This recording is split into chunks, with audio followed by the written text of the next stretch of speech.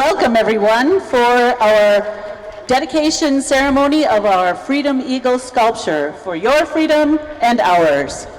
My name is Gail Phillip. I am the president of the Polish Heritage Awareness Society of Central Wisconsin, based right here in Stevens Point. I want to welcome you to our beautiful day. Thank you for coming out for this very momentous and historical event. There's probably no other town in Wisconsin that has such a beautiful park and a beautiful Polish sculpture that we are dedicating today. And so I would like to start us off right by having the presentation of the United States and Polish colors.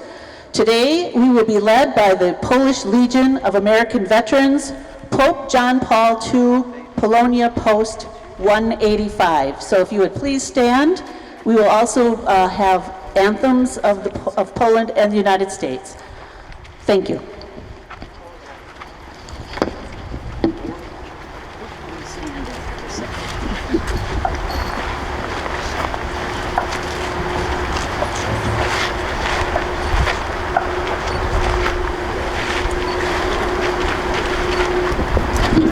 May we have the music?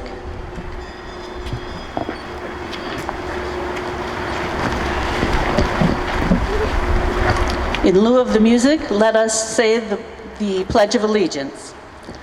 I pledge allegiance to the flag of the United States of America and to the republic for which it stands, one nation, under God, indivisible, with liberty and justice for all.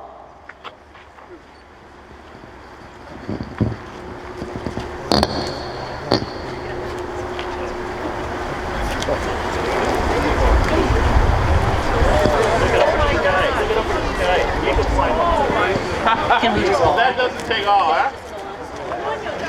We've got an eagle flying overhead. And a flyover. There we go. It's the most fitting of all. We're having some technical difficulties, so why don't we just go on with our program. At this time, I would like to introduce to you the members who created the Cultural Commons. And I'm going to call Sarah Brish, Susan Zak, Aaron Kadosh, and the Cliff King family to the lectern.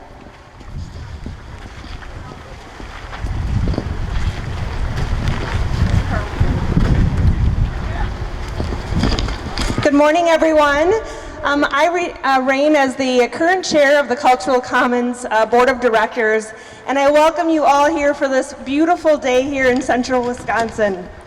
This, getting a little teary-eyed, we've been working on this park for many, many years, and it's really taken a lot of individuals. It's taken a huge collaboration from this community and a huge commitment from our founders. And our partner and sister cities from thousands of miles away. There are a few of the many volunteers here from the Cultural Commons Board of Directors today. If you are on the board or you played an instrumental role in the development of this park, I would like you to raise your hand, please. Honestly. These individuals sacrificed numerous hours of their time away from their family to be a part of many, many meetings in this community to make this a reality here today. I would like to welcome to the mic our founding board chair, Susan Zak. Susan also is the liaison to our sister city in Rostov-Veliki, Russia. Quite honestly, Susan played a lead role in the development of this park, and she was really the vision behind what we see today. So Susan, if you please say a few words. Thank you, Sarah. It is inspiring to see so many people here today, and it's part of the support that we've always felt for this project within our community. I think it speaks to the decades of work that the Rotary Club of Stevens Point, the Polish sister city, the Russian sister city, and the Nicaragua Partners Program have the decades of work that they have put into working for peace through understanding and friendship, one person at a time. And that really is a way of living that applies within our community as well as beyond our Stevens Point area. So we are so honored to have, this is a long-awaited day, we're so honored to have a sculpture here from the gifted and talented sculptor Boleslaw Kochanowski. It's beautiful. The eagles symbolize, yes, both the United States and Poland, but also over here we were watching an eagle fly over. So many of us living in this community were in touch with the natural surroundings and the fact that eagles love to fly up and down the Wisconsin River looking for fish. And many of us live with them on a daily basis. So thank you. I want to mention also how grateful this sculpture was really the work of people like Leon Ostrowski of the Polish Heritage Awareness Society, Gail Phillip of the Polish Sister City Project, and Trish Mrozek, who's worked so hard to put this event together. So thank you all for being here. I'd like to pass the mic to Aaron Kadosh, who had this vision for this shared space with the Menominee Rising sculpture too. I meant to mention that they were the first peoples here, and it's very fitting that they're represented within this garden, which is called the Cultural Commons. So Aaron, here's to you, our architect and visionary.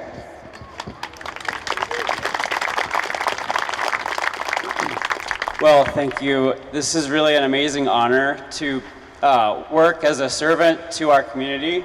That's really been my job, is to serve all of the people of this project and all of the people of Stevens Point and around the world who really, this is your history, your culture, and your life and future in this community. And it's a way to bring people together. And that was really the founding vision for this. There are many metaphors for design. Some people talk about rivers flowing, and it's appropriate that we're here along the Wisconsin River and in the Polish section of our riverscape of the gardens. But everything beautiful in life, we know, builds in layers. Layers of time, layers of sweat, layers of tears, layers of love.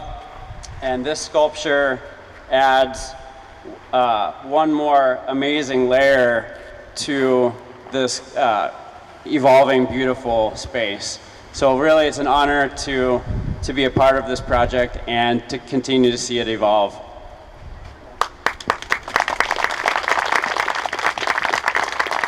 Lastly, I would like to recognize the most important part of this project, our donors.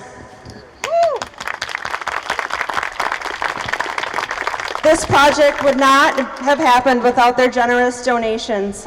The City of Stevens Point donating this beautiful piece of land, the individuals for donating funds for pavers and generous other donations, and all of the business community that came out in support of this, including our partners from around the globe that helped with installations like in the Nicaragua section in the stone or in the Russian section with the bell. So we are forever grateful for them. Raising hundreds of thousands of dollars is no easy feat, but when you place someone on the fundraising committee that has a tremendous relationship with business owners throughout this community, things happen.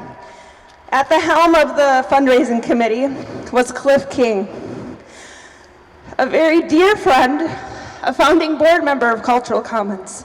Earlier this year, Cliff left us. Today, he is shining above us. Earlier, the eagle flew over, and it was really symbolic of him and some of the other people that we have lost along the way in this journey. Today, I would like to recognize Cliff for his unbelievable part in making the Cultural Commons happen. Literally, he raised hundreds of thousands of dollars and donated himself to this project. Right behind the eagle sculpture, you'll find a bench with his family name on it. And so I challenge each of you at some point to take a look and have a seat and enjoy this beautiful park we have today, because of him and others, it is here today. So today I have Tom, his son, here to join us and say a few words. Thank you very much. It's not by chance that we have this beautiful of a morning for a tribute like this. So thank you for everybody for being here. It's an honor for me to speak on behalf of my dad with this beautiful project. He would always talk about how much the Cultural Commons meant to him as well as his community. And the sculpture is beautiful. It represents a lot of great things about all of us together, which is great. And we mentioned the bench behind the sculpture. That's for his parents, Stanley and Helen King. He would always say that he would sit down on that bench and he wanted to see those eagles looking down the way. So we're here seeing that vision for him. Also wanted to introduce the rest of my family that's here with me today. It's my mom, Karen, my wife, Heather, my daughters, Natalie and Kaylin, and my Aunt Karen behind them. So thank you very much for having us. This is, again, a wonderful tribute, and we appreciate everybody being here. Thank you.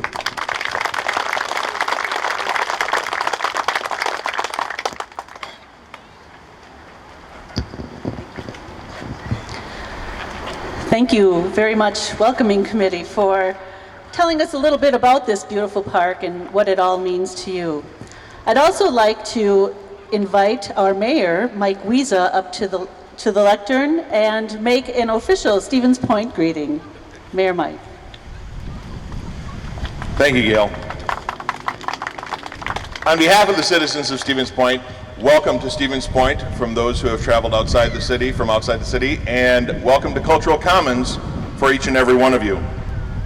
I've been involved with the project peripherally as a city official, of course, almost since its inception. It was a wonderful idea, recognizing not only the indigenous people that were here before us, whose land this was, but all of our partner and sister cities. My wife and I, the first sitting mayor to visit all three of those, because I know how important it is to share our culture and to be receptive of other people's cultures. Our differences are what make us stronger. This one today is a little more personal to me, because I can trace my family tree back to Dębe, Poland, which is just a few miles from Gulch, our sister city. When we were there, I went to Lubasz Church, which is where my great-great-grandparents got married, and that still stands. My wife and I very well could have stood on the very spot where they got married. So this is very personal to me, and I appreciate each and every one of you for joining us today. You know, Cultural Commons is very symbolic of what a community means. Because a few people come up with an idea of doing something fabulous, and then more people join, and more people join. And Sarah talked a little bit about those volunteers, those who helped donate, those who put in their sweat, literally planting the plants, laying the pavers, and consistently pulling weeds and every little thing that needs to be done. This is the epitome of a community project, and I couldn't be more proud of our community for what they've accomplished here.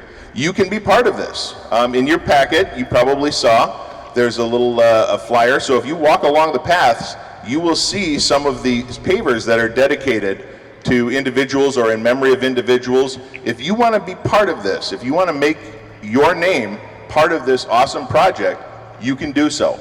And maybe that's not buying a paver, maybe that's volunteering and helping with plantings or weeding or any of the other maintenance that goes on, because feeling part of this is something, it's a feeling that you can't quite explain. I do want to thank all of our dignitaries that are joining us here today. From the Polish consulate in Chicago, we have Polina Szafowicz. From the president of the Polish National Alliance out of Chicago, Frank Spula. And from the Polish American Congress, Wisconsin Division, David Rejewski. Sorry, I'm going to screw this up. I apologize. And of course, they're going to be speaking and talking a little bit about what that means to them. So thank you all very much for coming. and I appreciate you being here, and I will turn it back over to Gail. Thank you. Thank you, Mayor Mike. So this project is certainly a local project. We've had many people in the community that have been involved, and it's a very special project for all of our sister cities. So it is with great honor that we welcome today the council from the Consulate General of the Republic of Poland in Chicago. It's an international event, and she is here to help us celebrate. Please help me welcome our Consul, Paulina Szafałowicz.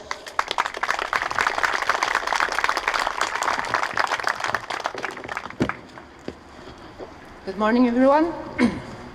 On behalf of the Council of the Republic of Poland in Chicago, Ms. Małgorzata Bąk-Guzik, it is with great pleasure that I welcome all of you who have gathered here today at the Polish Garden of the Stevens Point Cultural Commons to the ceremonial unveiling of the sculpture for our freedom and for your freedom and ours, the work of the hands of Mr. Bolesław Kochanowski. I warmly welcome all participants and organizers of this special event, and on this occasion I would like to express our gratitude and appreciation of the Polish-American community in Wisconsin for your commitment and dedication to preserving and promoting Polish heritage and culture in American soil. And now please allow me to read the letter from Madam Consul addressed to all participants and organizers of the ceremony. Chicago, September 18, 2021. Organizers and participants of the unveiling ceremony of the sculpture for Your Freedom and Ours by Bolesław Kochanowski, Stevens Point, Wisconsin. Szanowni Państwo, drodzy rodacy, dear compatriots, dear friends of Polonia, ladies and gentlemen. It is no coincidence that you have gathered here today in this Polish city, as the author of Historia Polska w Ameryce wrote about Stevens Point nearly 120 years ago. For the Poles are the leaders here, as in the whole Portage County, explained Father Wacław Kruszka. Our fellow countrymen came here from the state torn apart by the invaders, hoping that although so far from their homeland, they would be able to build their own home. The first Polish families settling here were the seat not only of the city's population, but also of the entire Polish community for the whole state of Wisconsin. The generosity and dedication of Poles can be seen today not only among the names of the founders of this monument, but also in the area of historical churches such as St. Peter's Parish, or schools such as the one run by Polish Sisters of St. Joseph. The memory of our common faith, Poles and Americans, intertwining both in times of peace and war, is perfectly reflected in memorials like this one. The allegory of the work unveiled here today, for our freedom and yours, becomes clear to anyone who knows the shared history of our two nations. Mr. Bolesław Kochanowski rightly chose the eagles as exemplars of this common history. Both the Polish white eagle and the American bald eagle were made of corten alloy and stainless steel, not only to distinguish between two birds of prey. The choice of such material ensures the monument's longevity and emphasizes the strength of our nation's symbols. The fact that these powerful birds naturally dominate their respective habitats was noticed by both the Piast dynasty and the founding fathers. I would like to express my sincere gratitude to Mr. Bolesław Kochanowski, a real blacksmith with the soul of an artist and an artist with the heart of a blacksmith, who used his talent so greatly in the service of the motherland, the one far across the ocean, and the one here in Stevens Point, Wisconsin, as well as to those who made the creation of this unique monument possible. My warm thoughts are with all participants of today's ceremony. Please accept my heartfelt greetings. Małgorzata Bąk-Guzik, Consul of the Republic of Poland in Chicago. Thank you.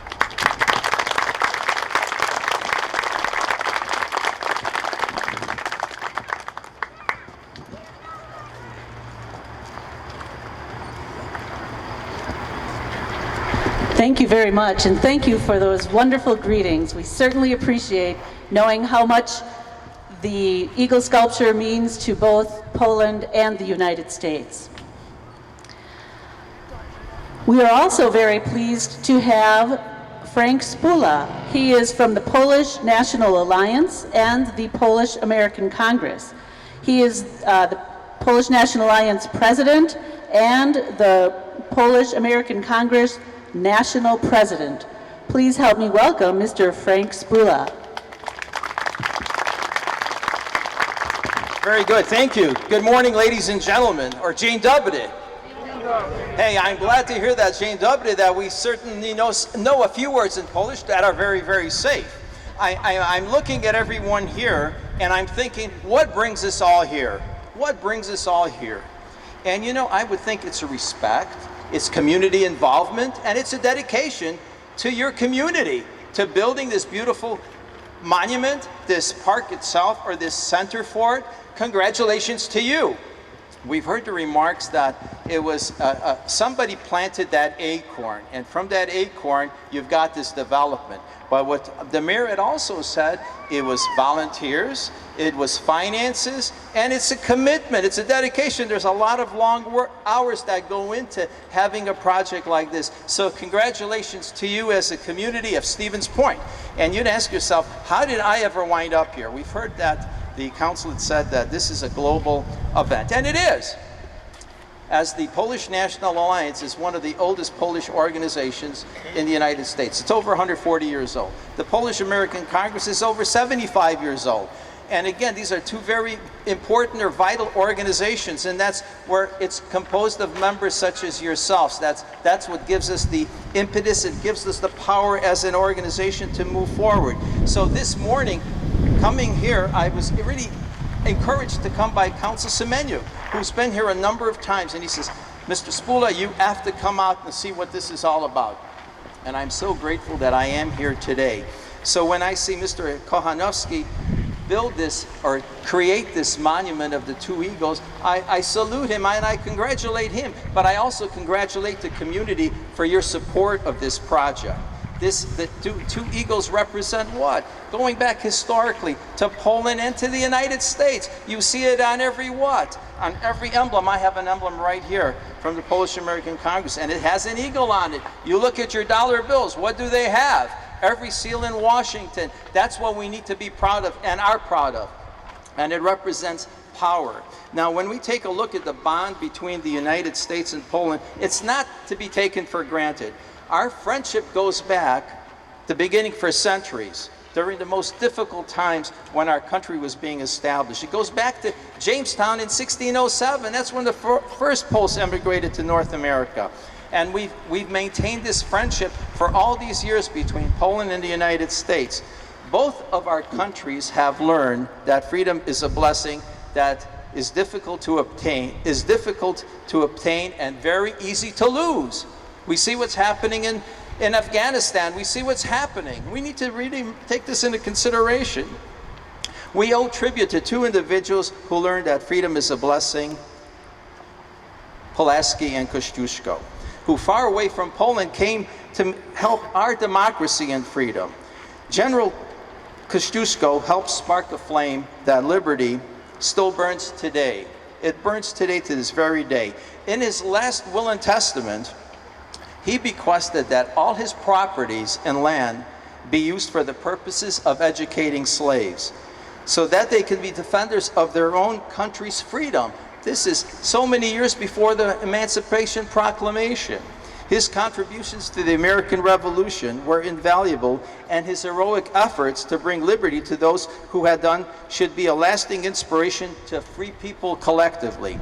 He's known as the key architect of American freedom. Creating West Point is another success.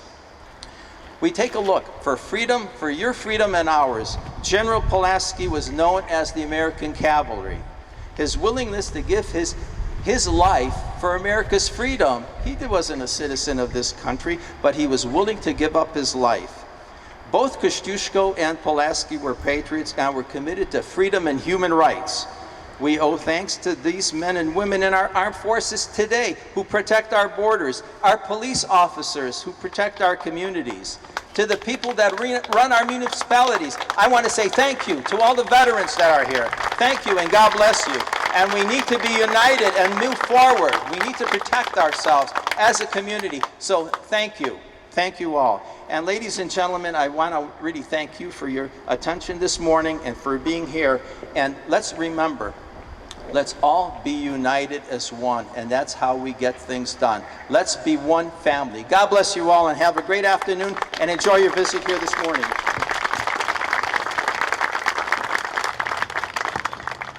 Thank you very much. What an inspiring speech. Things we definitely need to hear. So, talking about how important these eagles are, we're going to hear a little bit about the artistic side of things. I would like to welcome to the lectern Professor Jin-Man Jo. He is from the UW-Stevens Point College of Fine Arts. Professor. Nice to meet you. I'm Jin-Man Jo. Actually, I'm very happy to see wonderful sculptures, and also thank you for all our Stevens Point community supporting in art. I think it's very unique city. Not many school, many other city doesn't supporting art much, but Stevens Point is a wonderful program. I think all people supporting the art they happen to have. Actually, I want to talk about Bozlak. He's a wonderful person. I met him to Riverfront Gallery 8 years ago. Actually, I never see that as there's any good artist in Stevens Point. When I see his work, is very inspired. Why? It's truly represent his true mind, his sculpture. I believe good artists will represent good true mind through sculpture or art. I think he's one of the best honest person. You can see this sculpture is just shape, eagle. Actually, I want to see more deeper meaning. How much long working process, one by one hammering. Truly mind, spend time. Honestly, he has a long, hard life. He talking a little bit about his life. He was a good son. He's supporting parents. He have to supporting family. He wants more study, but he can't.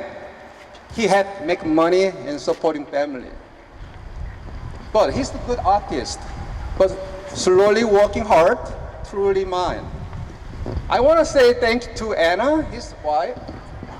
He's supporting to all good cooking all the time, feeding them energy. Also, he lucky have wonderful 3 sons. Vincent, August, Bill. I know 3 people supporting that. Okay, I'm sorry. But that's the good things. He have a wonderful person, that energy through their son. Working together, good family work project. Then contributes beautiful artwork for us. I will hopefully this is gonna be one of the best landmarks in Stevens Point, port in border in Wisconsin, border United States. I think a small energy here, small town, but this is gonna be continued. We can keep going there. So that's very important. I want to, again, we have to see more deeper how much he honest work, time consuming. That is the most important. I'm pretty happy. Know you, know your family. I pretty appreciate it. Thank you.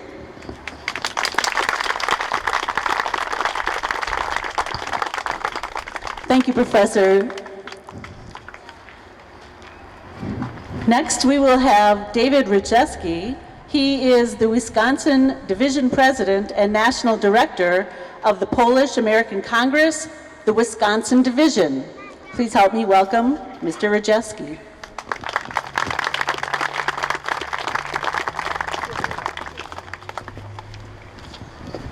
Good morning. Before I start off, I have to tell you that the connection that the Polish American Congress Wisconsin Division has had with BOLEC goes back to his days as a student at the University of Wisconsin-Milwaukee, and a connection that he made with one of his professors, Professor Donald Piankos. And the remarks that I'm giving today are a combination of his words and mine. Today's occasion leads me to some very hopefully related observations. This monument says countless things about the community of values of two great nations, the United States and Poland, whose historic symbols are eagles. As you can see, eagles are regal birds. They've got majestic wing spreads, and we know they're powerful fighters. For Americans and Poles alike, they symbolize the best of our two nations, freedom and justice, both in times of peace and sadly in times of war. The expression, "for your freedom and ours," is an unofficial model of Poland and harkens to the days when Polish soldiers from partitioned Poland fought in independent movements around the world, starting with Generals Kazimierz Pulaski and Tadeusz Kościuszko, who fought in America's war for independence. American pilots who remembered the noble efforts of Kościuszko and Pulaski and the debt of gratitude that Americans owed these sons of Poland formed the Kościuszko Squadron in a successful effort to defend the newly reborn Poland in its fight against the Bolshevik invasion in 1920. These were freely independent pilots from America who came again to defend Poland in its war after it was a newly reborn nation. Later, after World War II started with the occupation of Poland by the Germans and Soviets in 1939, Poles operating under the Polish government in exile fought in every European theater of combat. They included pilots who made up the most successful RAF squadrons in the Battle of Britain. Polish soldiers fought in Russia, North Africa. They seized the seemingly impregnable fortress of Monte Cassino and distinguished themselves in the great battle of the Falaise Pocket during the Allied invasion of Normandy. A heroic brigade of Polish paratroopers formed in England, displaying an extraordinary courage as they fought to liberate the Netherlands and open the Allied front across the Rhine River. Polish seamen fought bravely in the Baltic and North Seas, and amazingly, Polish cryptographers led the development of machines breaking the famed Nazi Enigma code, which shortened the war and saved countless lives. In World War II, a wonderful Polish artist named Arthur Szyk, working on behalf of Poland's exiled government, created a series of drawings whose theme was the glorious fraternity of the Polish and American brotherhood. American support for a free Poland continued during the long and difficult Cold War. Americans and their leaders backed the cause of solidarity from its birth in 1980 and were inspired by its incredible election victory in 1989. And 10 years later, Poland and the United States became allies in NATO. It's no small coincidence that the mindset of the Americans and Poles were so in lockstep with the principles defining both the dignity and human rights of their citizens that the United States and Poland were the very first countries to establish constitutions. The United States in 1789, followed by Poland's in 1791. So this glorious fraternity of the Polish and American brotherhood wasn't just a saying, it was codified in law. It's especially appropriate that we're dedicating this sculpture in Stevens Point in Portage County, one of the very first centers of Polish immigration to our country. Poles made our state another one of the true cradles of what has become a vast and proud community that today numbers over 10 million men and women of Polish origin and heritage. Polish Americans are everywhere doing their part in every walk of life as U.S. citizens, and here we are in one of Wisconsin Polonia's beautiful birthplaces.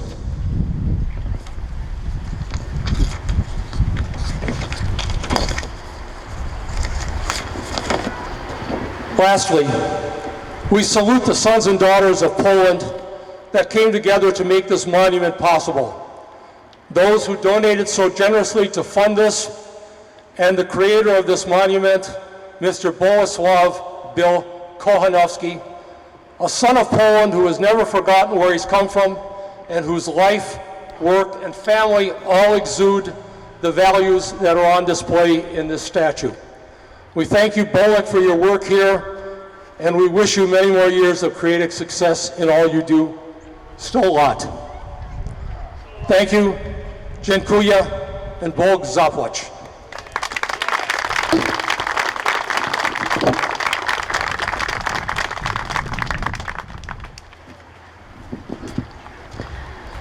Thank you very much. So we've heard a lot about Bolesław Kochanowski, but just who is this guy, right? Well, here's our chance.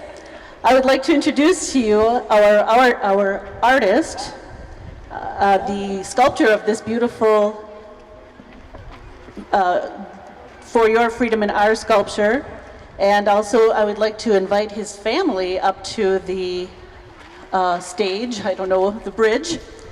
And in the meantime, I would like to say thank you very much, Bolesław, for coming today and sharing your talents with us. And I would like to have you come and to the lectern and tell us a little bit about your freedom and ours. Mr. Bolesław Kochanowski. Thank you, dear Gail. Gail does a wonderful job with our Polish Heritage Awareness Society here in Stevens Point and the surrounding area. I was approached by people of the Cultural Commons. We talked about this sculpture potentially back in 12 and 14. Around 14, an idea was germinating. I wanted to make a bust of Kościuszko because Stevens Point only has Pulaski Monument over on the east end of town. That didn't carry over too well. I don't know, it did, for some reason or other that didn't quite go. And came up with the idea of a couple of eagles on spires.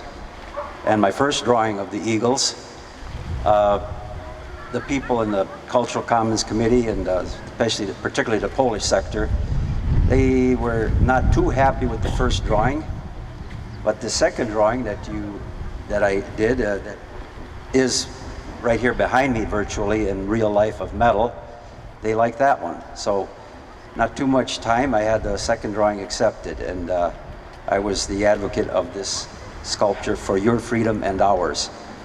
And that saying, as like it was previously mentioned, I have a bunch of things I want to talk about that were already covered really well by Mr. Rajewski and Mr. Spula, so I'm saying a little talking, that's great.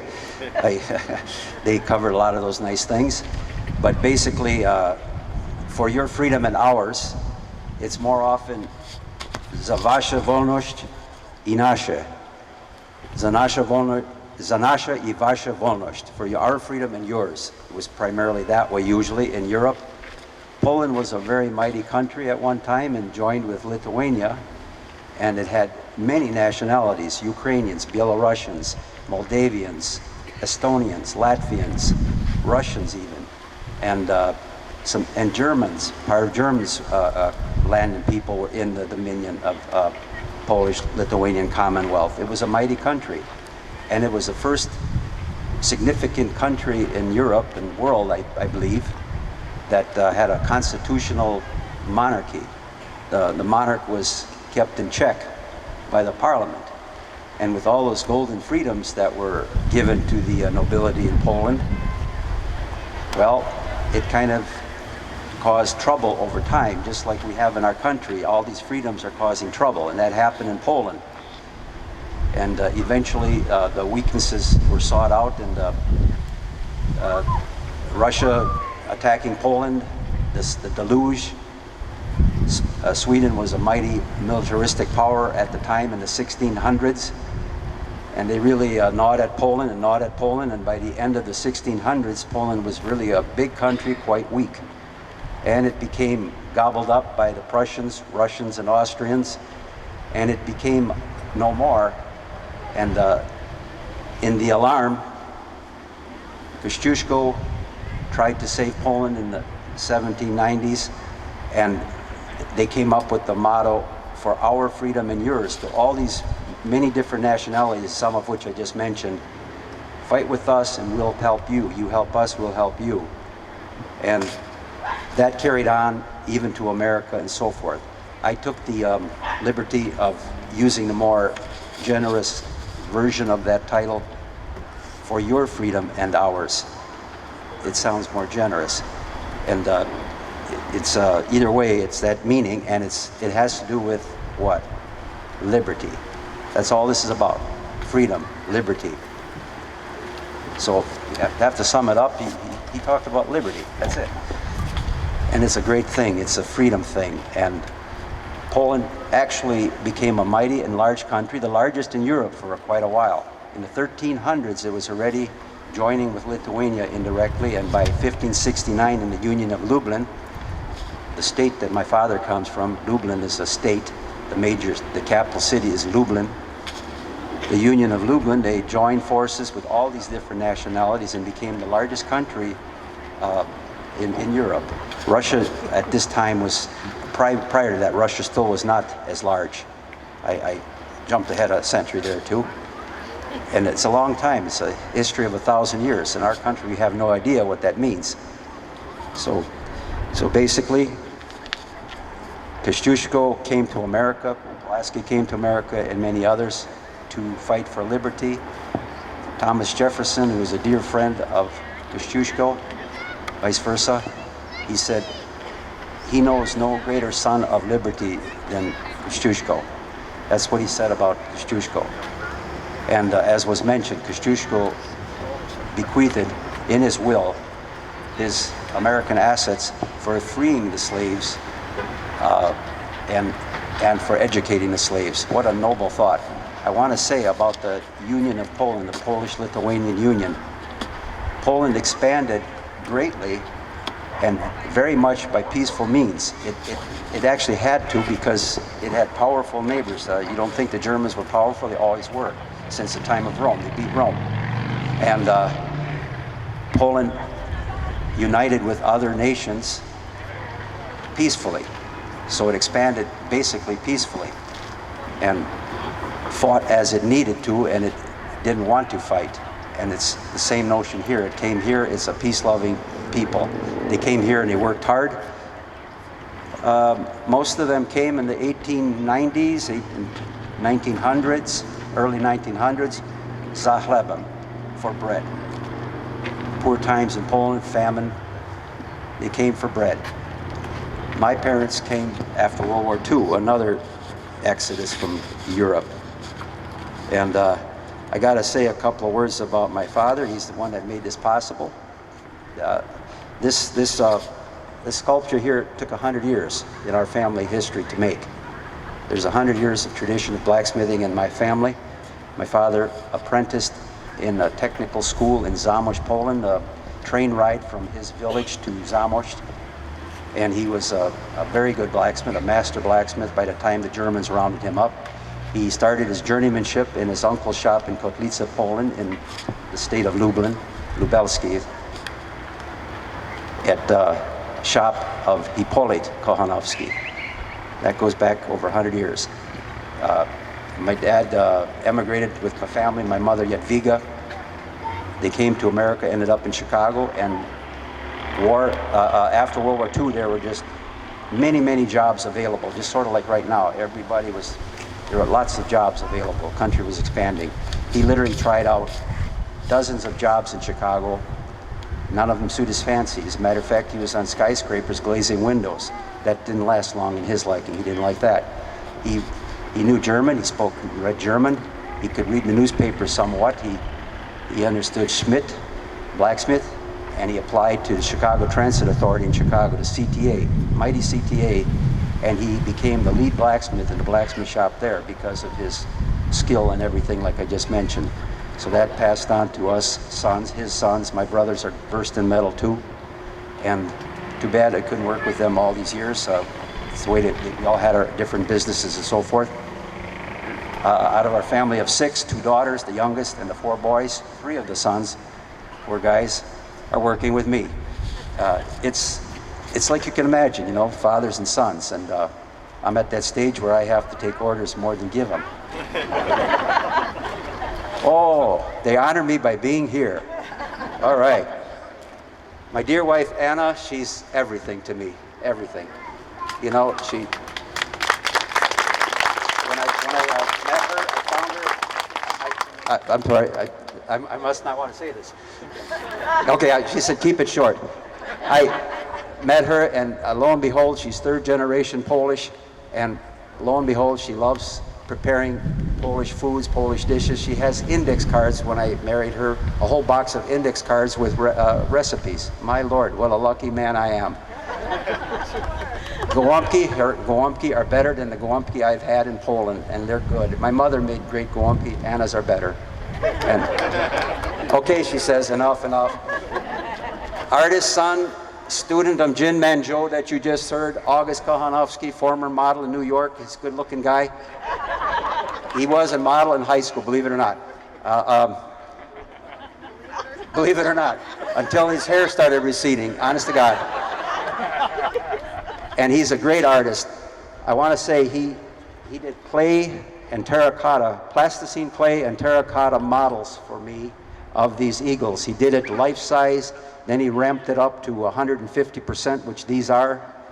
And there are a number of clay models in the shop, and we were using those clay models at all times. He put a steel armature inside and built it up with clay, and those were our direct models to making these. They were studies, and we changed the head, we moved the body, we turned the body. The American bald eagle, you see his whole body is turned. And I want to say about that, since it's on my mind, the eagles are looking, the Polish eagle's looking one way, and the American bald eagle is looking the other way. They're guarding each other's flank. Like in the military, you know, the flank is the weakest part of the army, and they're guarding their flank. Right, Tim? Yes, sir. Yeah. Tim Kunze, dear barbershop friend of mine, he knows about the military. And anyway, August is a great artist, a three-dimensional sculpture artist. He got a master's degree from Indiana, Purdue University. Son Vincent is going to be an honorary engineer someday. He can build anything. Vincent, he's the man that does everything in the shop. He's telling the brothers what to do, how to do it. August gives the art. He almost has veto power on me on the art. Valerius, the youngest of the four sons, great artist in his own right. Valerius did the Polish bald eagle. He pounded most of the nickel chromium alloy steel, sometimes referred to as stainless steel. He did most of the pounding on the Polish eagle, the shaping. And August did most of the pounding on the American bald eagle. American bald eagle is accented with brown, copper, chromium steel alloy. Corten, U.S. Steel Corporation invented Corten way back in the 30s. And it's a durable metal that gets a layer of rust, and it stays that way. It doesn't continue to rust like steel where it flakes off and rusts deeper. This has a skin that doesn't continue to go deeper. And then with the accent of the shiny, the white metal, I have the accents of the birds. And the Polish white eagle is truly whitish. I emphasize that. Even though it has, depending on the Northern European eagles, the legend of Lech, the founder of Poland, legendary Lech, he saw the white eagle, it was whitish. The Polish eagle, you notice, has a crown, and that is because after the war, Poland was allowed by Russia to have the crown on the flag. It's on the Polish flag is white on top, the fess is white, and the bottom half is red. That's the flag. But for international use and abroad, it's with the Polish crest and the crown. And on high seas, they use the Polish crest on the white fess of the flag. So,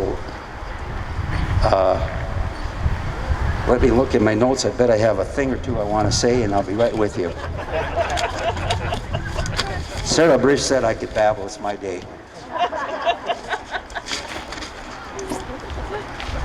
No, don't blame Sarah Brish. She just said, bless him. Okay, just go ahead.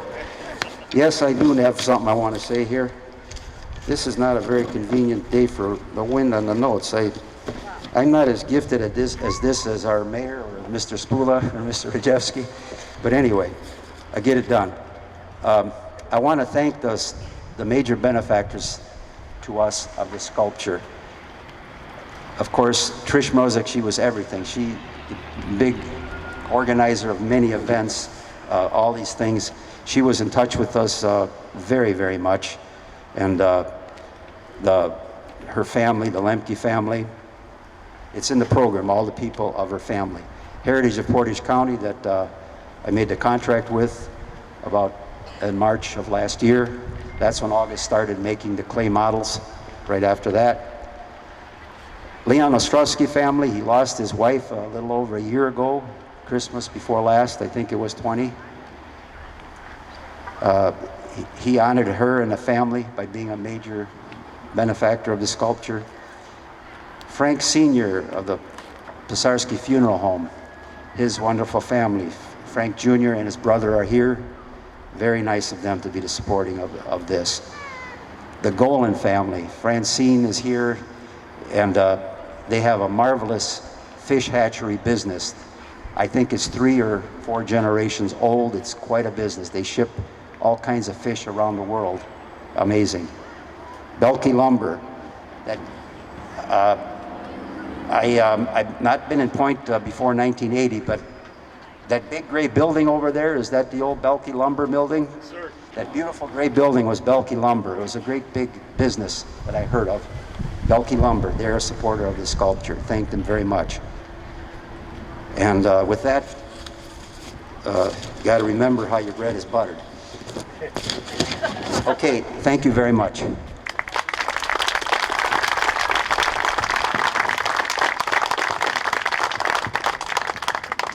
Thank you, Bill, and thank you, Kohanowski family, for a beautiful explanation and introduction of who everybody is and what they all do.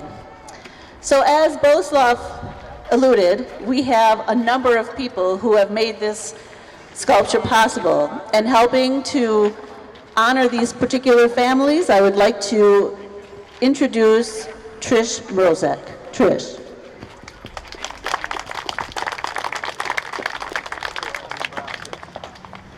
This is a beautiful day, and first of all, there are many benefactors that have worked on this site for the dedication ceremony for, I would say, a year and a half.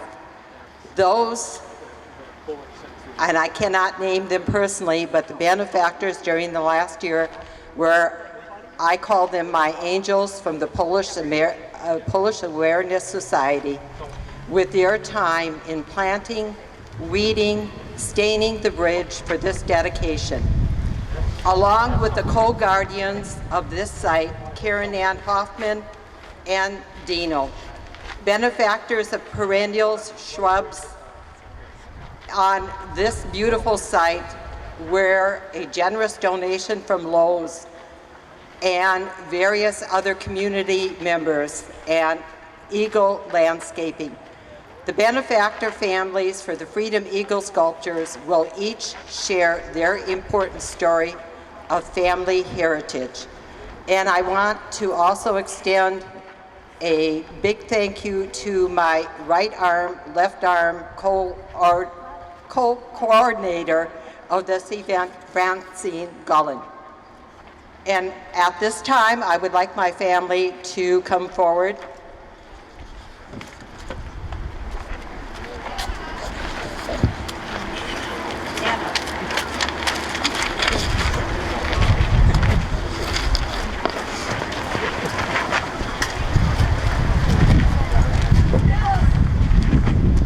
We are here to honor Aunt Reggie Lemke and Aunt Ann Lemke. I am Tricia, niece and caregiver, along with adopted nephew Ken. Just please raise your hand. Great niece Denise and Mike. Great nephew Scott. Great niece Jessica and husband Dan. great nieces Abigail and Alexis. Both aunts were strong, brave women, 2 of 10 children who left their parents, John and Praxita Lemke's farm in Torn, to spread their wings, Reggie to Chicago and to Milwaukee. Reggie graduated from Maria High School. She was born with a medical condition that Chicago would answer her needs. Education provided a career as a lab tech, Northwestern University Hospital, for which she also volunteered many years. Reggie never drove a car. Her feet took her daily everywhere. I used to say to her, "Where are you flying around Chicago today?" Aunt Ann Lemke left here to provide her independence, worked at Allen Bradley factory until retirement. We were happy to have Ann return home with us during her last years of life. She enjoyed her hours with the double A's, great nieces Abigail and Alexis. Both Reggie and Ann volunteered at their Chicago, Milwaukee home parishes, supported numerous charities, always giving back. They were active in all of the upcoming family lives. Honoring family heritage also includes our Aunt Jenny Lemke Claiborne, Father Henry, Mother Cecilia Lemke, and 3 uncles, Peter, Frank, and Roman, who served in World War II. We have been blessed with their lives' footsteps to follow our Polish heritage. We feel that the Freedom Eagles are a beautiful tribute, Boleslaw, to lives that we will never forget. Thank you. And now I would like to introduce Heritage of Portage County, who has been a benefactor to the building of the Freedom Eagle sculptures. And Betty Parnham is the speaker. Yes. Oh, excuse me. My dear friend, Leah Nostrowski will be speaking. Thank you so much. The organization Heritage of Portage County is linked very closely with the Polish Heritage Awareness Society that Gail had mentioned about. They are the experts on Polish heritage, and we link with them. We try to supply the money and the management and the guidance to make that all possible. And that's how we work together here. And as a result of those efforts, we had made a major contribution toward the creation of this beautiful sculpture. But none of this would be possible without the involvement of Audrey Summers. Audrey is here somewhere, and Joseph. Raise your hand, because she is really the one that created this sister city between Gulch, Poland with Make-A-Bisha, and allowed us to carry these traditions on. And of course, a lot of the residents in this area came from that Gulch area, and as well as throughout Poland. So thank you. What's our vision? Our vision is the dedication to the education, promotion, presentation, and economic development of Polish heritage in central Wisconsin. We really do this by providing funding for a lot of activities. And how do we do this? One of those you'll be hearing about shortly after this is we provide and secure the funding for the scholarships that are presented each year as a part of the Dożynki celebration. Dożynki is a harvest festival that started in Poland hundreds of years ago, and we continue it here in Stevens Point. Unfortunately, coronavirus has forced us to cancel it over the last couple of years because of the rules of the place where we hold it. So we'll begin next year strong as ever. So we'll be looking forward to y'all come out there for Polish foods, some of those things. I think we got to get Anna here to help us with some of those Polish recipes. They sounded delicious. The glumpki, the pierogies, and other great things. Then we go on. Of course, we don't go to the food until we went to church and have Mass first. Then the food, then the dancing, then the refreshments, and a lot of good time. And we usually get the mayor to help and serve as the leader of which would be the house, if you will, in Poland there, that is really honoring all their employees for their hard work for the harvest season. So a great time. But as we talked about, this next event is the Dożynki. Part of that celebration is recognizing those young students that are in junior, senior, and high school who want to continue on with additional education, they have an opportunity to talk about their family heritage and share that with us with a short little essay. Or if they're not Polish, that's fine, they're still eligible, write about something Polish. And we have winners from both categories. So we're going to recognize those that won last year and those that won this year. Even though we didn't hold a formal event, we did hold that work. And I really want to thank the generous sponsors that have supported us over the years in providing these scholarships. And we have given over $150,000 to these students over these past 10 years, maybe right around there. And that is phenomenal to those people, because we've learned an awful lot about how they help their grandparents learn more about their Polish heritage because of the questions they asked. And likewise, the grandparents sharing and their parents sharing their Polish heritage with these youngsters and what that meant to them. So that was the whole purpose behind it, this transfer of information from one generation to the next. Also, I wanted to really recognize this really racing canoe here. That's Native Americans that lived this area first. Well, it so happens that in Polonia, which is just about 20 miles east of here, the sisters ran an orphanage back in its earlier day, and they had a lot of the poor people that were unable to take care of their children, or maybe they didn't have their parents, and they had an orphanage there, and they took care of a lot of the Polish kids. But they also took care of a lot of the Indians in the area that were unable to have their things. So we've been locked in from day one, hundreds of years ago. And of course, we found out that the first Polish settler in Stevens Point came 1 year before the city of Stevens Point was created. So we came here, and then the other interesting thing, that same year, Point Brewery started in 1857. So I don't know if it was the Polish that caused the brewery to come here or the brewery that caused the Polish to come here. But anyway, it's been very synergistic. Let's sort of go on here to really take on to the next element here. Could I have? Next, we just need you to stay on the bridge. A benefactor for the Freedom Eagle sculpture honoring Patricia Ostrowski family is Speaker Leon J. Ostrowski. Thank you, Trish. Come here, Deb. Deb is my daughter, and also unable to join us was a son in the Carolinas and a daughter in Florida, but we're sort of representing the family on behalf of Pat Ostrowski. And Pat, unfortunately, was taken in January 7th of this year by COVID.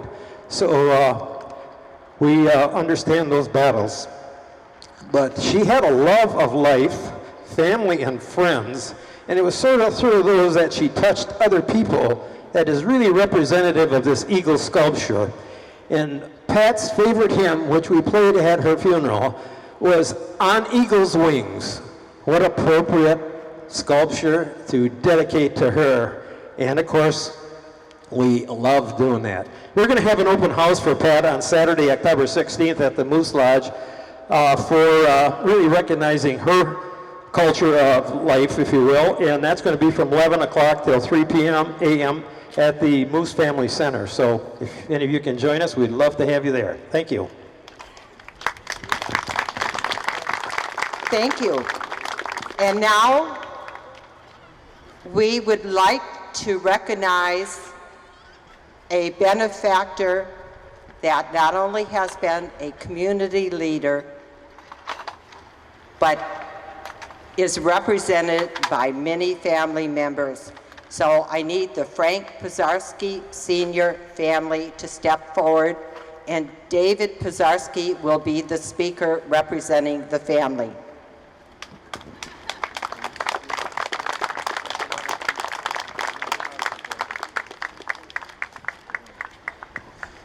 Thank you, Trish. We are the Frank Pizarski Senior family. Children here today are Ellen Klusta, oldest daughter, Elaine Yakush, Frank Pizarski Jr., I am David Pizarski, and we have the in-laws here and the grandkids. So we're all happy to be here today, and thank you. On behalf of my family, we are very humbled and grateful to be part of this wonderful tribute. Our father had a full, loving life of 88 years. Today, we ask to speak on a very small part of his military service. Dad enlisted in the United States Air Force on July 23, 1951, and was first stationed in Biloxi, Mississippi, where he was assigned as an aeromedical technician to the Flight Surgeons Medical Group during the Korean War. Dad did not have medical training, however, learning so much while on the job.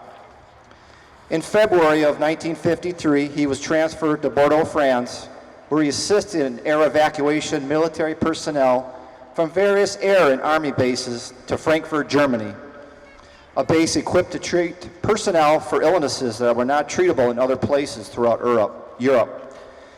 Dad was a hands-on medic and a comfort to those he transported. He relished this privilege to positively influence those who needed medical assistance and reassure them that he's doing everything to make sure they were okay. He was promoted to staff sergeant in 1954 and was honorably discharged on July 22, 1955. Dad logged in tens of thousands of miles flying to various countries, including France, Italy, Switzerland, and Spain throughout his tenure, which lasted 4 years. One of his highlights of his life was traveling to Washington, D.C. with our sister Elaine in 2017 as a member of the Wisconsin Honor Flight. For some reason, and like most veterans, our father felt he did not deserve to be part of that honor flight. And we all coaxed him into this once-in-a-lifetime privilege. However, while visiting the various memorials in Washington, D.C., thanks, Dad. He truly realized that although he felt his effort was small, everyone who served made a positive difference one way or another. His favorite D.C. memorial was the United States Air Force Memorial, a showcase of 3 magnificent stainless steel spires which honors the service and heritage of men and women of the United States Air Force. This display was a great tribute to a significant time in our father's life, as this monument that will stand before us today. Our father would be deeply honored and so very grateful to be part of this special tribute to freedom. In a city filled with Polish heritage and the culture that was integral to who he was as a man. Beloved in a community in which he served and loved unconditionally. Thank you again from the Pisarski family.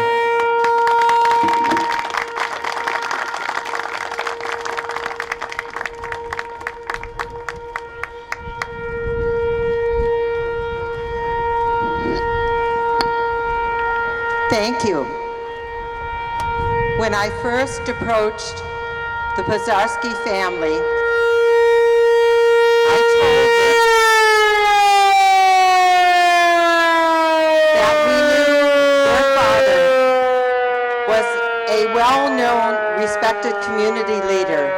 But what struck me, as so often, we find a story in his obituary was listed his service in the armed forces.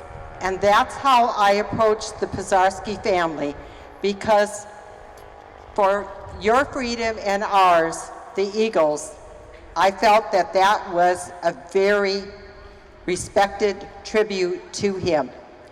Now I would like to present the Gullen family, and the speaker representing the Gullen family will be my right arm, left arm, Francine Gullen. Thanks, Trish. Thank you. Well, Mike, the siren works. We found out. Madison doing that. Yep. She's late. I saw that, 9 minutes. Thank you, everyone, for being here and holding on to, through this ceremony with the sun and this, although it's beautiful weather, I can't complain. I am going to be joined by my brother Joe and my brother Will. The Gullen family has been synonymous with live bait dealing in Stevens Point for hundreds of years.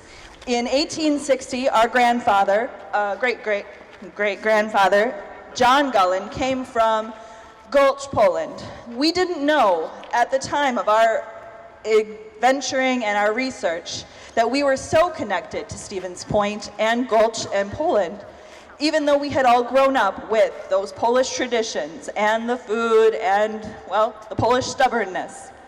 But when we started our research in our family heritage, it was to Audrey Summers and all of her research in our family that tied us to Gulch.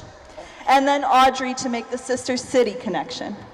So when we were able to travel to Gulch and see the sister city in Poland, we were able to see other faces that looked just like ours, families that looked like our aunts and uncles.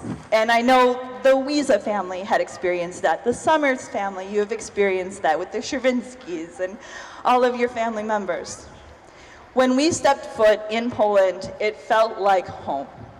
There is so much, though, about Stevens Point that makes us feel more welcome, more that this is home, and it is because of all the families that are here today.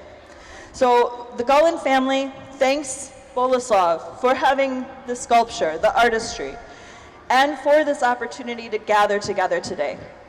We've had aunts, uncles, grandparents that have passed us into, we hope, watching over us today.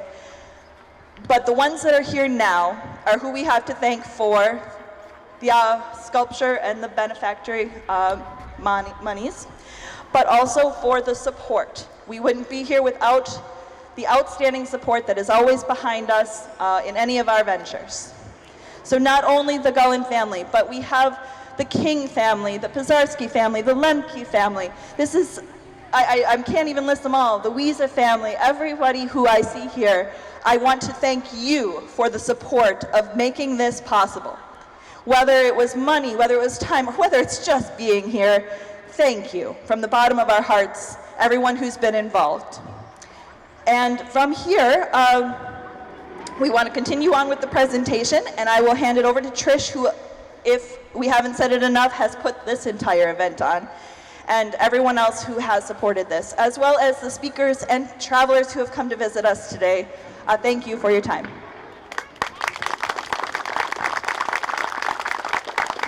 Now, I would like to recognize another benefactor. I would like the members of the Belke family to step up here on the bridge.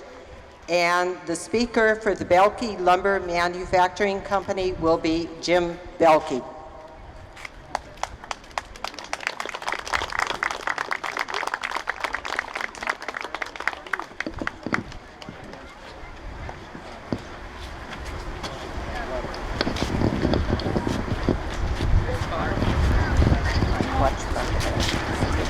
Now I'm going to scare everybody.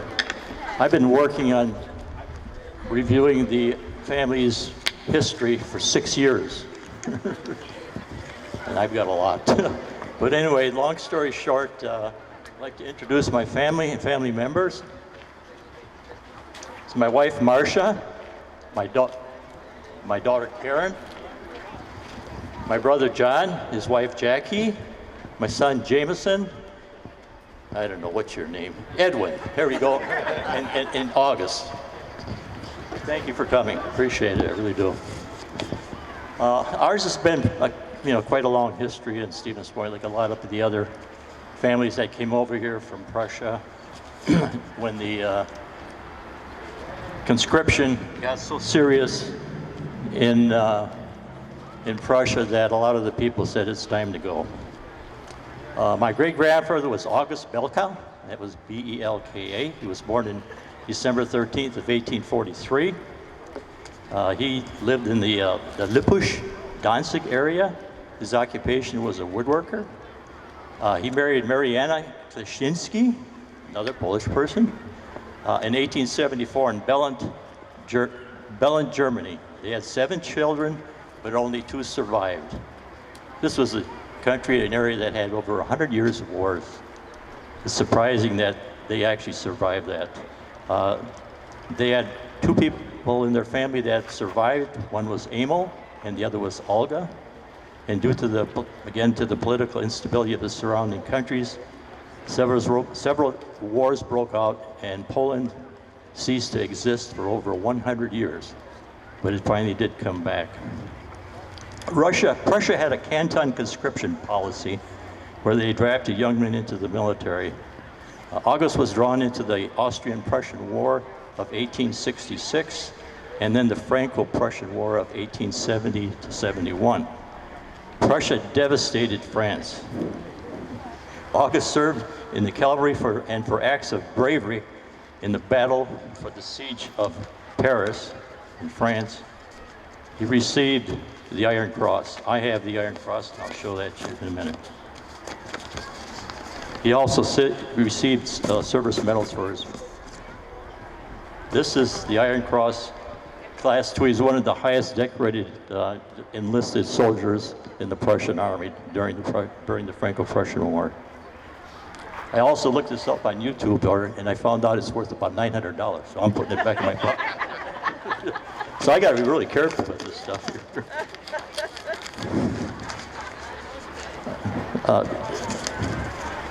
August got married in, as I mentioned before, in 1874. And in 1890, he and his family, with Emil and Olga, immigrated to the United States on the ship Maasdam. It was a Dutch ship. And they arrived, of course, in New York. And while in New York, they decided they were going to head west. They moved on to the western part of New York, and then from there, they came to Stevens Point. There were a lot of tricks that the Polish people had to work with to be able to get to where they wanted to go. What they had to do is they had to change the back end of their last name so that it would fit the different agencies that they had to go with just to get here. But anyway, they did travel again from Buffalo, New York to Stevens Point. And when they arrived here, they ended up living at 309 Smith Street. That's 309 Smith Street. I still don't know where that house is. I've looked for it a couple times. While August was here, he joined the Deutscher Kriegerverein von Central Wisconsin Service Club for Army veterans from that series of wars in Prussia. They aided the needy, and they had sick benefits and funeral expenses benefits for that organization. He also joined the St. Peter's Parish, where he was very active as a volunteer, and joined the Brotherhood of St. Peter. His wife, Mariana, passed away on February 8th of 1909. Shortly after that, their daughter, Olga, passed away on March 4th of 1999. They're at the cemetery north of Stevens Point along the river. August passed away at his son Emil's house on March 15th, 1912. He died from pneumonia and pleurisy. He was 69 years old. Got that wind problem. Found it.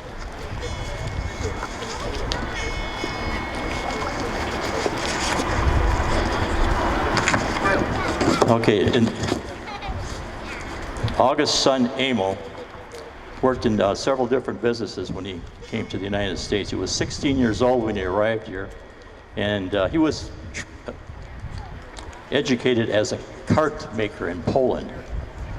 However, when he was here, he had different jobs. He worked for the railroad, he worked in all the various sawmills and lumber manufacturing businesses. He worked at Vedder's for 16 years. Well, with an adventurous spirit, he decided that he was going to start his own company. So he bought a hotel. Now, it's called the Cabela Hotel. Has anybody heard of the Cabela Hotel?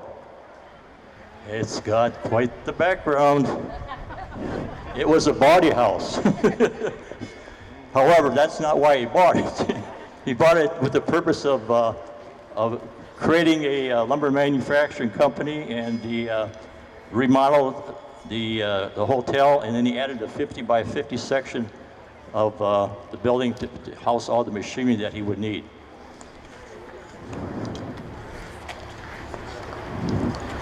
Eric's two sons, my father, Edmund Belke, and Eric Belke, were his right-hand people and followed him throughout the creation and development of the business.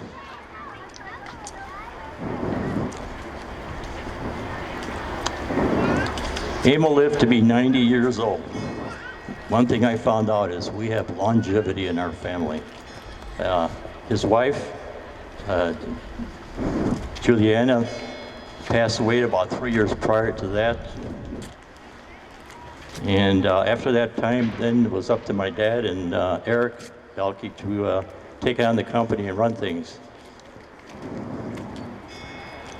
My dad was born on November 13th, 1914, at the age of 96 and a half years old. That's the longevity part. He was married to my mom, Regina Jajewski, a good Polish lady. Got to marry them Polish women. But they were married on October 2nd of 1937. My mom's parents were Leon Jajewski and Helen Buza. There's a lot of Buzas in the Stevens Point area, I know.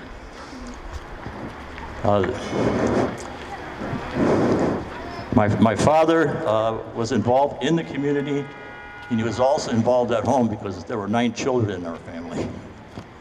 And most of them were born at home. That was a time where Dr. Marie would come to your house and deliver, was one of those home delivery kits, and there was no COVID-19 going on either. But anyway, my father was a manager of Belke Lumber Company for many years. He also served the community as the police and fire commissioner, Housing Code Appeal Board Commissioner, City Planning and Zoning Commissioner, and co-chairman of the St. Peter's Committee to raise funds for the New Pacelli High School for Boys. Some of the projects that he worked on or developed was built the post office annex just across from Belke Lumber on the south side.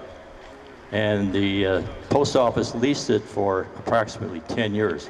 After that time, there were a couple other businesses that were in there, but Portesi was the last one to occupy that particular building before it was torn down. My father also developed a subdivision on the southeastern part of Stevens Point, just off McDill Pond on Channel Drive. There's actually a street over there named Belke Avenue. My dad wrote poetry and actually had it published, but we didn't know about that until after he passed. Again, we had 9 children in our family, and we never had a dull moment. We had the old Polish way of life, needs and wants, and we all needed to work, and if you wanted something. I'm going to move on. My mom passed away when she was 79 years of age, and she's dearly missed even today. She was a typical Polish woman. She had her own garden. She could really cook. And I never saw a woman work harder than her. Of course, with 9 kids, you have to. My dad's brother, Eric, he was born in 1919. He passed away on December 19th of 2014 at the age of 95. Eric had quite the history also, but most of the time he never talked about it. We never knew what was going on in Eric's mind. And Eric was on the troop committee for Troop 90 at Stevens Point for the Boy Scouts. Eric was involved in the Catholic veterans organizations that were around here, but no longer are. There was the Polish Catholic Veterans Group also, and these have since disappeared. He did continue on with the American Legion Club here in Stevens Point. Eric entered the Army Air Corps in right around 1942, and little did he know where he was going to end up. Eric loved playing baseball. He actually pitched no-hitters, and he ended up being trained as a bombardier. He was promoted to second lieutenant, and what he did is he was at a base in I think it was Dyersburg or Dyers, Tennessee. There he helped teach all those bombers that flew over to Europe during the Second World War. He was a bombardier instructor. That's what he did. He did that for quite a few years. And even after World War II was done, Eric remained in the Reserve Air Force. He continued his education and his various trips that he had to take while he was in the reserve.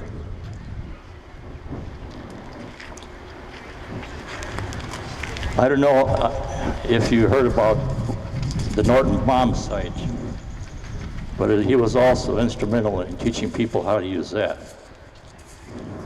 Most of the time when they would be bombing over the nation, it was just saturation bombing. And they would just go over an area and hope they hit their targets. But when the Norton bomb sight came out in later years, during the war I think it was after the Korean War, it was much more accurate. It was a computer system that they actually carried in the plane. Eric retired in the 1970s from the reserve, and then he continued to run Belkey Lumber Company with kind of a skeleton crew because of his age. Again, Eric died not that long ago, really, in 1914. Or 2014, I'm sorry, 2014. Oh, I'm sorry. I've been working on this for 6 years, so you have to. But I had mentioned that my great-grandpa, that would be August Belkey, received the medal. If I can find it in my pocket. Oops, here we go.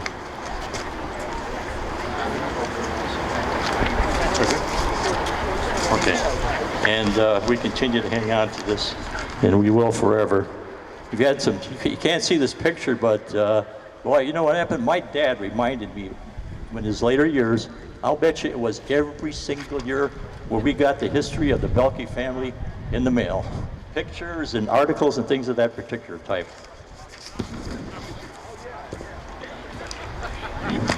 That's one of the reasons that the Belkey family feels, it's important to embrace your history. Do not tear down. Adapt if you can. Organize, encourage all aspects of society. Don't make rash decisions. Phase in any of your plans. And most of all, do your best to put the greatest and best leaders to take care of this country. I thank you very much.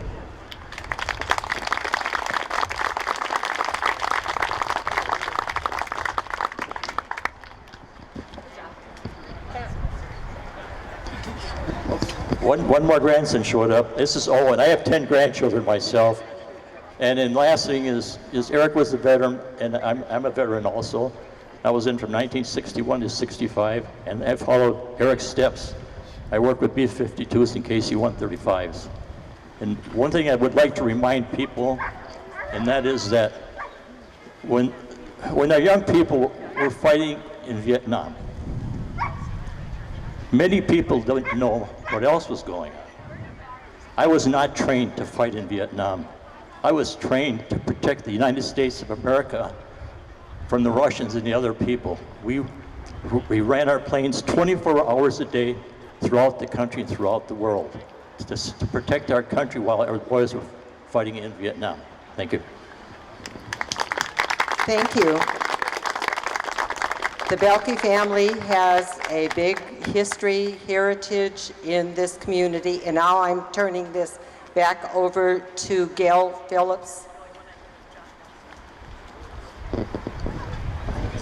Thank you very much, Trish, and thank you very much, families who've come out today to talk about your heritage, your Polish history, the meaning behind why you think having this beautiful eagle sculpture is important to our community. Without you, this would just be bare skies. So thank you so, so much. At this time, I would like to have the scholarship winners from 2020 and 2021 come to the bridge. If you wouldn't mind, just kind of walk on up. I'm going to explain a little bit about our scholarship program. As Leon Ostrowski alluded to earlier, we have a scholarship program that is funded by some anonymous donors, and very generous anonymous donors, because every year we are able to award 18 students a scholarship. We have three $1,500 scholarships, 5 $1,000 scholarships, and 10 $500 scholarships. Usually we have them introduce themselves, but in the interest of time, I'm going to introduce them for you. And hopefully when your name is called, you just raise your hand, okay? So I'll start with 2020. I don't know if we have any students here from 2020. And they are probably 90% of them off to college right now. We have a virtual Dojinki that's out on our Facebook page, so if you'd like to take a look at that, you'll see those people and hear a little bit about their story. So the 2020 scholarship winners were, for $1,500, Sonia Budleski, Anthony Iden, and Matt Selensky. The $1,000 scholarship winners were Allie Booth, Chloe Cherek, Alexis Krzyzewski, Joanna Poplinski, and Anna Trzynski. The $500 scholarship winners were Jonathan Ballinger, Ruby Shishesky, Nicholas Sywinski, Elizabeth Gizzi, Jenna Karczewski, Alyssa Kirschling, Josh Koloje, Charlie Kulik, Lucia Stefani, and Elise Waltenberg. Now for our 2021 scholarship winners. Our $1,500 scholarship winners is Nathan Sankey. He's a senior at Spash. Claire Subchek, she's a junior at Bocelli. And Zoe Wilkinson, she is a senior at Spash. Our $1,000 scholarship winners are Mary Kate Dahmers, Spash 2022, Andrew Glazer, Spash 2023, Jamie Kaczmarek Kazmierczak, from Mozini, Alyssa Olson from Spash, and McKenna Wierzba from Roshold. Our $500 scholarship winners are Ashlyn Sywinski from Spash, Sam Aaron, Spash, Annika Herheim from Spash, Lily Higgins from Spash, Sydney Yastromsky from Amherst, Isaiah Miller from Spash, Josie Otto, Bocelli, Xander Rosner from Sun Prairie, Caitlin Sopa from Spash, and Crystal Wysinski from Spash. Congratulations to all of our scholarship winners. Thank you very much. You all did a fabulous job.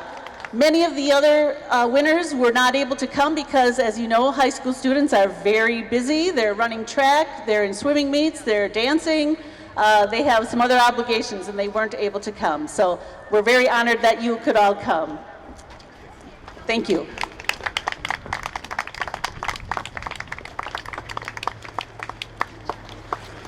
Okay, moving on with our program. I would like to introduce Leanna Strusky and Betty Parnham and Trish Mrozek, who will have some special awards for today. Leon. Thank you so much. We'll let them all come on board here, and if you can help me out here, Betty, that would be really great. What we like to do is recognize individuals that we try to recognize those individuals in our community that have done an outstanding job in promoting and developing Polish heritage. It's not a one-time event, it's a continuous event. So in order to do that, we'd like to encourage that type of activity, and we'd like to recognize and honor them.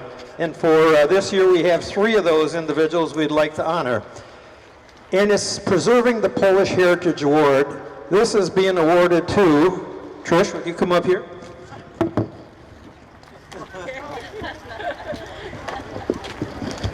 She's going to get a flower on there for you if we can do all these things. I'll read what it says. In honor of Trish Mrozek's contribution of time, talent, and treasure, resulting in completion of the Gulch, Poland, Stevens Point, USA Sister City section in the Cultural Commons Gardens in Piffner Park along the Wisconsin River. Trish's communication and management skills were key to successfully funding the sculpture For Your Freedom and Ours and preserving Central Wisconsin's Polish heritage. Thank you, Trish. Heritage of Portage County, Inc., Betty Parnham, President, Lena Strowski, Chair, September 18th, 2021. Thank you. That was a very well-kept secret when I was working on this part of the agenda, so they do a great job. But reflecting back to these two people who are standing beside me, they have been there at the very beginning and have continued to preserve the Polish heritage in this community. So thank you both. You're welcome. Thank you. I would like to call up Aaron Kadosh.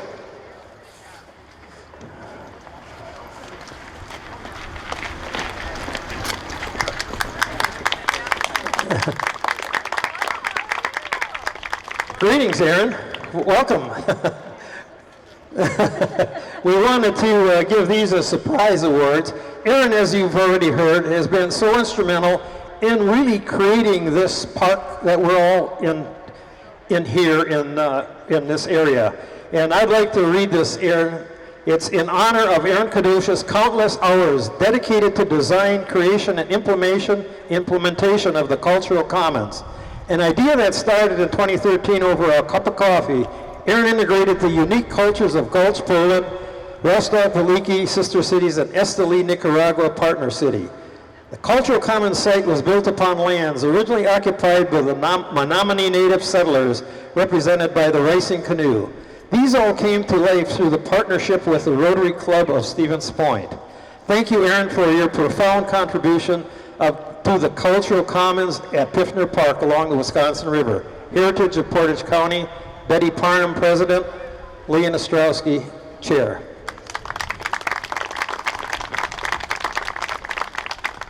Thank you everyone. This is, like I said, an amazing honor to be a servant of the community in this regard, and to help bring your vision to life and to honor our cultural heritage in so many diverse ways. So I'm so glad to see people enjoying the park today, and that's really what it was all about, is to bring people together, and from diverse communities. We have an amazing community right here at home. So continue to enjoy the park, and thank you so much, everyone. Thank you. Here's Aaron. Can I have Borislav come up here, please? We have to recognize this gentleman here. He is profound and involved with this event today. And Borislav will read this for you. It's Borislav Kochaneski in honor of Borislav Kochaneski's award-winning creation metal sculptures located across the United States, Wisconsin, and Portage County.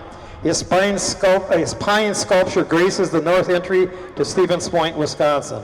Borislav, For Your Freedom and Ours sculpture forever links sister city Stevens Point, USA, Gulch, Poland, and further reflects the historic relationship through the American bald eagle and Poland through the Polish white eagle on their tall spires.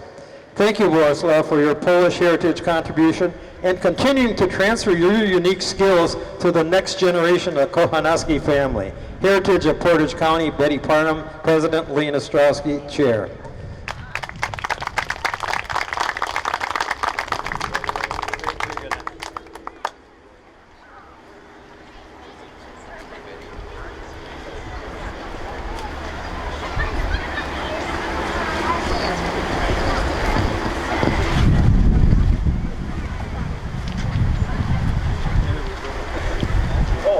If you want to say a word, fine. If not, we'll continue on. Thank you, thank you, thank you. It was a great honor, privilege. My dad helped me start out in structural steel business, made good money in that, but I want to do art. It morphed into rails and decorative rails and artistic rails in people's homes with birds and oak trees and branches, into fine art. Art is more satisfying, even though you don't quite make as much money, but it's really good money. It's money that's satisfying, and the legacy it leaves is just fabulous. You can imagine how it feels in my heart. Thank you. I'd like to turn it back to Gail.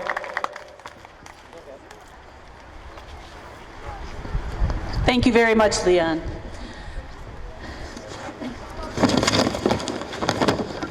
It's okay.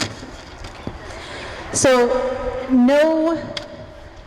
congratulations to all the Heritage winners. They have really done a tremendous job for our community. No celebration would be complete without a blessing.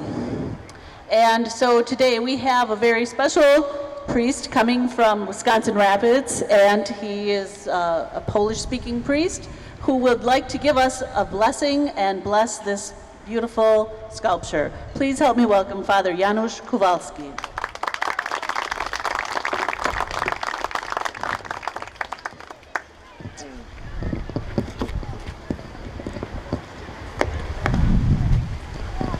What I would like to do is two things. One, I would like to bless the sculpture in Polish and also in English, but also I would like to pray for all artists, including Bolesław.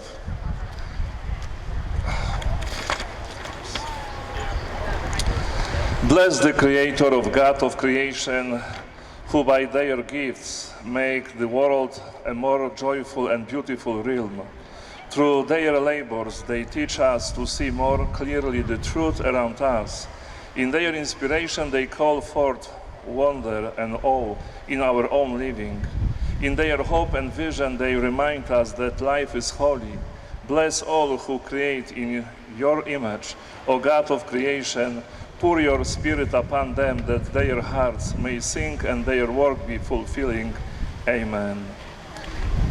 God, whose world surface to make all things holy, pour out your blessing on this sculpture and grant that anyone who useth it with grateful heart in keeping with your law and will may receive from us, its maker, health and body and protection of soul by calling on your holy name, through Christ our Lord. And now in Polish.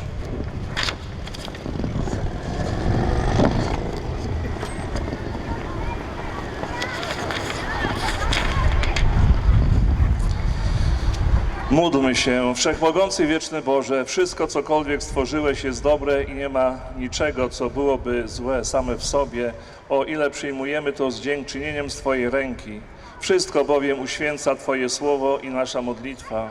Chwalimy Cię i uwielbiamy Cię. Dzięki Ci składamy, bo wielka jest chwała i moc i dobroć Twoja. Pobłogosław tę rzeźbę, aby wszyscy, którzy zgodnie z Twoją wolą będą tego używać, wzrastali w wierze, a od Ciebie doznawali pomocy i opieki. O to prosimy przez Chrystusa Pana naszego. Amen.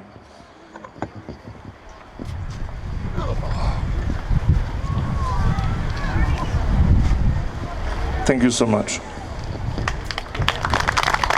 Thank you very much, Father. Okay, at this time, I would like to have the Polish Legion of American Veterans, Pope John Paul II organization to retire the colors, but I would also like to have you all stay after the colors are retired for a couple of announcements. Yes, I will do that. This is the announcements. Okay, please stand for the retiring of the colors.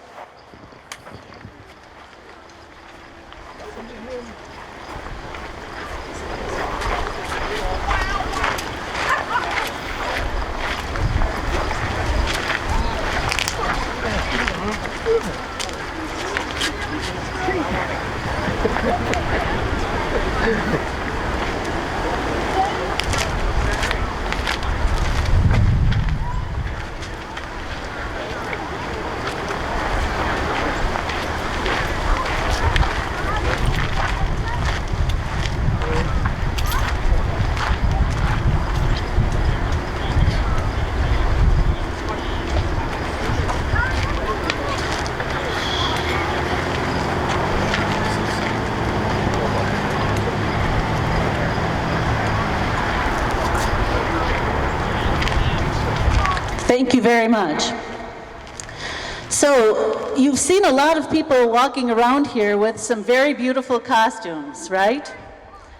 First of all, there are people here from our own Polish Heritage Awareness Society in Stevens Point. You can see us throughout the crowd. We're very pleased that you could all join us. I would like to also make mention of a number of other groups. The Polish Heritage Club of Madison is here, if you would like to raise your hands. There they are. Thank you for coming.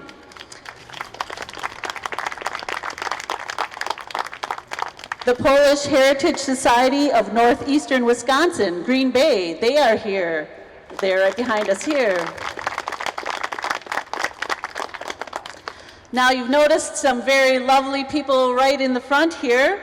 They are from Chicago. They are the Klub Ziemie Lubelski. They came from Chicago this morning just to come here for this celebration.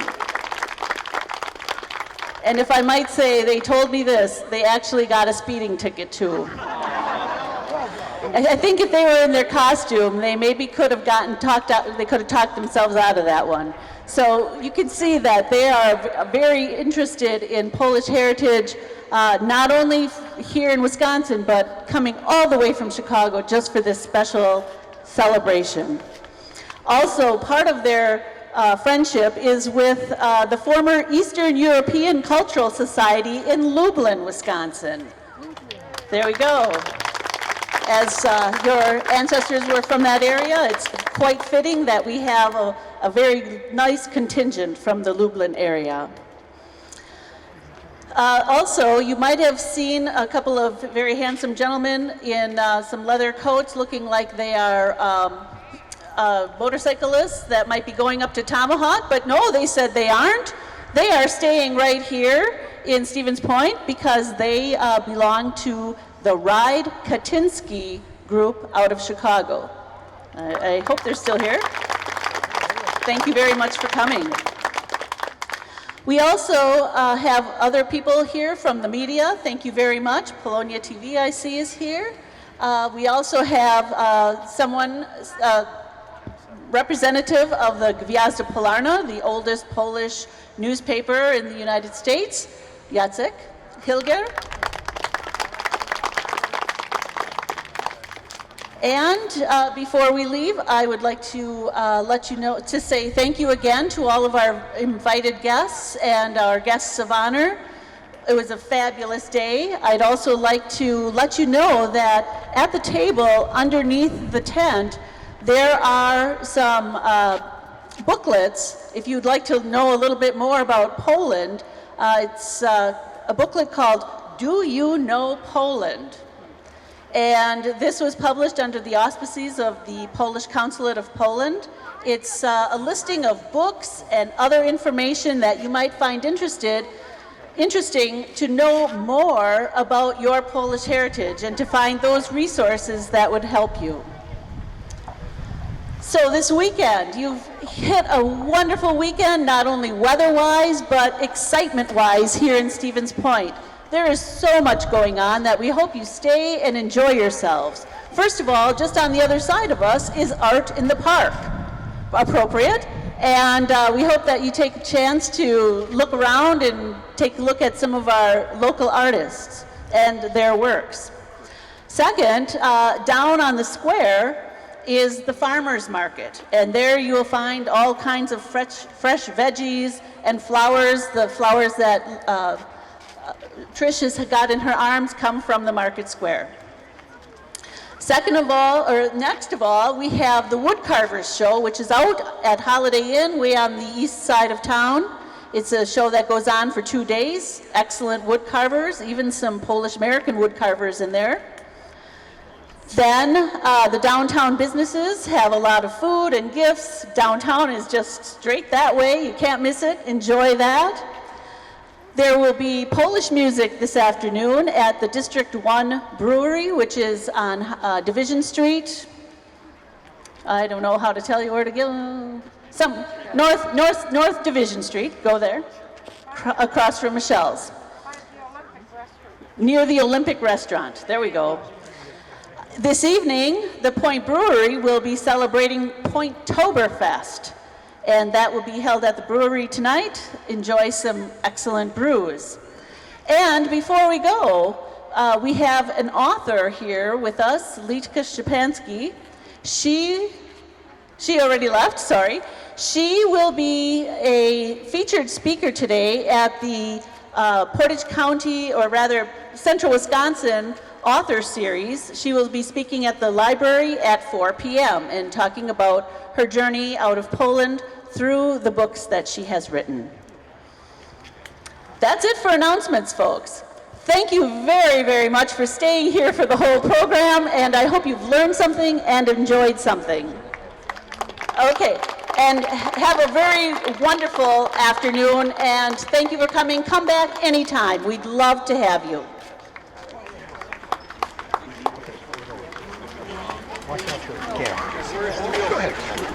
Now, you didn't give me the sign. Oh, well, we have a request to sing God Bless America. Anybody would like to join in? Just mention a couple. You hold the mic. I came to this country not speaking English. I learned the language, and one of the first songs in a one-room schoolhouse that I learned was God Bless America. But I changed it a little bit, so please bear with me. God bless America and Poland too. Stand beside them and guide them with the light in the night from above.